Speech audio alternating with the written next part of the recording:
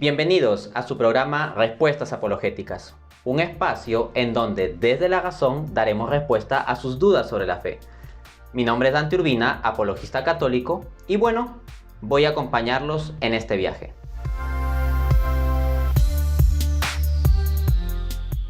Esto nos embarca en la cuestión de las supuestas contradicciones bíblicas.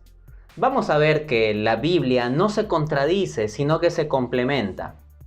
Leamos los pasajes relevantes para esta pregunta. Entonces tenemos Mateo 20 del 29 al 30 y 34, donde dice: Al salir de Jericó les seguía una gran multitud, y había 2 ciegos junto al camino. Entonces Jesús, compadecido, les tocó los ojos y enseguida pudieron ver. De otro lado tenemos en el Evangelio de Marcos, capítulo 10, versículo 46 y 52, que se dice: Al salir de Jericó, él y sus discípulos, Bartimeo el ciego, hijo de Timeo, estaba sentado junto al camino mendigando. Jesús le dijo: Vete, tu fe te ha salvado. Y enseguida recobró la vista. Entonces, claro, acá se plantea como que hay una especie de contradicción, porque de acuerdo con Mateo, habrían sido sanados 2 ciegos al salir de Jericó, y de acuerdo con Marcos, habría sido sanado un ciego. ¿Cómo resolver esto?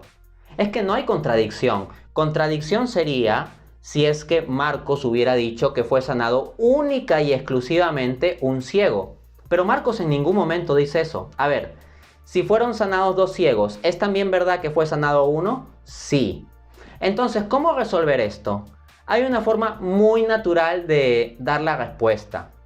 Y, como nos dice Norman Geisler y Thomas Hope, abro cita: el hecho de que Marcos mencione el nombre del ciego Bartimeo y su padre Timeo indica que Marcos se estaba centrando en aquel al que conocía personalmente. Si 2 hombres fueran a recibir una medalla de honor del presidente de los Estados Unidos y uno fuera tu amigo, es entendible que cuando cuentes la historia hables solo del que conocías recibiendo la medalla. Entonces eso, la explicación perfectamente natural es que el texto de Marcos se centra en el ciego que conocía y por eso menciona su nombre. En cambio, en el texto de Mateo no se mencionan nombres.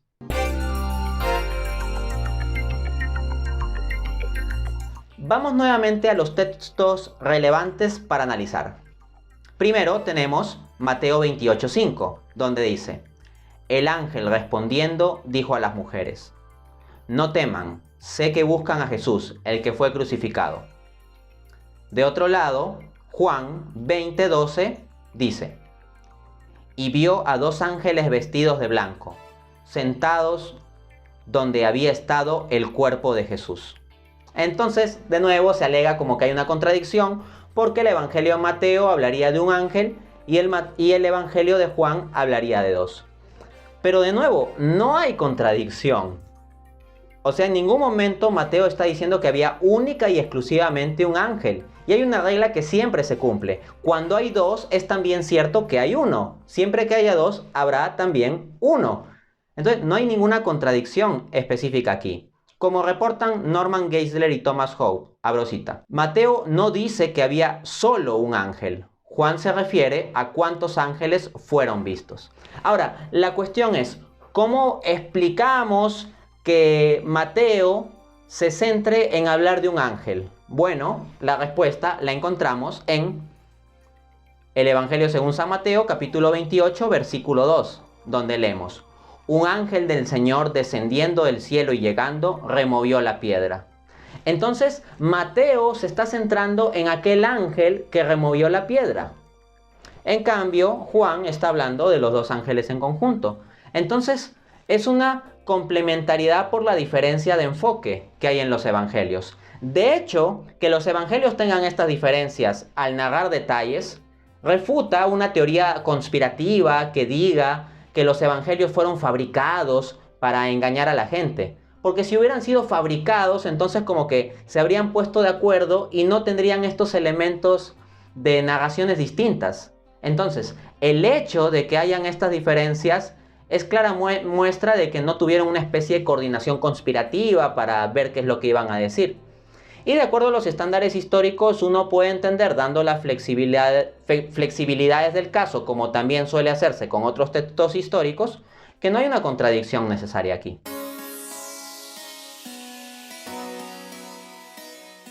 La muerte de Judas es alegada como una de las grandes contradicciones insalvables del Nuevo Testamento. Los escépticos suelen ponerlo normalmente como el top 1 de contradicción en el Nuevo Testamento que no se puede resolver. Bien, vamos aquí a pasar a demostrar que perfectamente se le puede dar respuesta a la supuesta contradicción. A ver, examinemos los hechos relevantes en términos de cómo nos lo narra el Evangelio según San Mateo y el libro de Hechos, que habría sido escrito por Lucas, el mismo autor del Evangelio según San Lucas. Bien, entonces vamos a Mateo 27:5. Y hablando de Judas, dice, salió y fue y se ahorcó.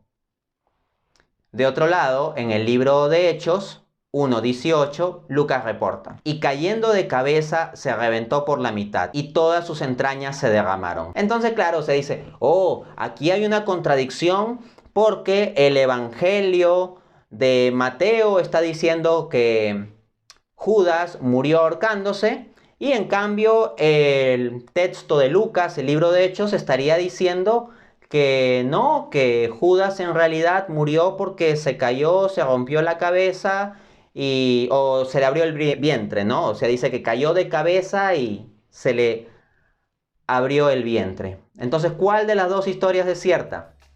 De nuevo, la Biblia no se contradice, se complementa. Lo que nosotros vamos a tener en cuenta aquí es que Lucas es médico. Lucas de profesión es médico. Pues bien, siendo médico, Lucas se centra sobre todo en el estado final del cuerpo de Judas. Y a este respecto es relevante lo que nos reporta una fuente médica, The Textbook of Forensic Medicine and Toxicology, donde leemos lo siguiente. Entre 3 y 7 días, la creciente presión de los gases de putrefacción asociados con los cambios colicuativos en los tejidos blancos puede llevar a ablandamiento en la zona abdominal, dando lugar a que se reviente el abdomen y el tórax. En este texto médico se está hablando del caso de una persona muerta. Entonces, cuando la persona muere, se van a dar ciertas interacciones físico-químicas en su cuerpo que eventualmente pueden llevar a escenarios como el ahí descrito. En ese escenario, ¿qué está sucediendo? Está sucediendo que, pues por ciertas reacciones físico-químicas, puede llegar a abrirse el vientre de uno. Entonces, esto que nos dice un texto tan especializado de medicina y medicina forense, es lo que reporta el Evangelio de Lucas. Entonces, tiene coherencia. ¿Cómo así? Conforme a lo que nos dice Eric Manning. Mateo se enfoca en el suicidio de Judas. Lucas se enfoca en el estado final del cuerpo de Judas. Mateo y Lucas no se contradicen. Se los ve mejor como complementarios. Veamos la secuencia. Lucas está fijándose en el estado final y Mateo se fija en el acto de suicidio. Entonces, va Judas, se ahorca y así se suicida. Pero al ahorcarse, precisamente por el peso del cuerpo, en la medida en que él se ahorcó en un campo, lo que habría que entender es que muy probablemente se habría colgado de un árbol, de una rama de un árbol. Entonces, con el peso muerto allí, pues muy probablemente la soga se puede romper o la rama puede ceder. Entonces, habiéndose ahorcado, es perfectamente factible que caiga. Y si el cuerpo está en un estado de putrefacción y se dan las interacciones físico-químicas de la que hablaba la fuente médica, ¿qué es lo que puede darse? Que se abre el vientre. Entonces lo que vemos es que la secuencia es perfectamente razonable y no hay contradicción.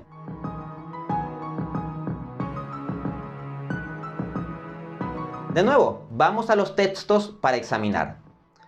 Hechos 1:18. Este pues, con el salario de su iniquidad, adquirió un campo. Mateo 27 del 6 al 7. Los principales sacerdotes, tomando las piezas de plata, dijeron: no es lícito echarlas en el tesoro de las ofrendas, porque es precio de sangre. Y después de consultar, compraron con ellas el campo. Entonces, ¿cuál es la alegada contradicción aquí? Que de acuerdo a Hechos, Judas mismo habría comprado el campo en el que se suicidó. En cambio, de acuerdo a Mateo, habrían sido los sacerdotes judíos los que habrían comprado el campo en que Judas se suicidó. ¿Cómo resolver esto?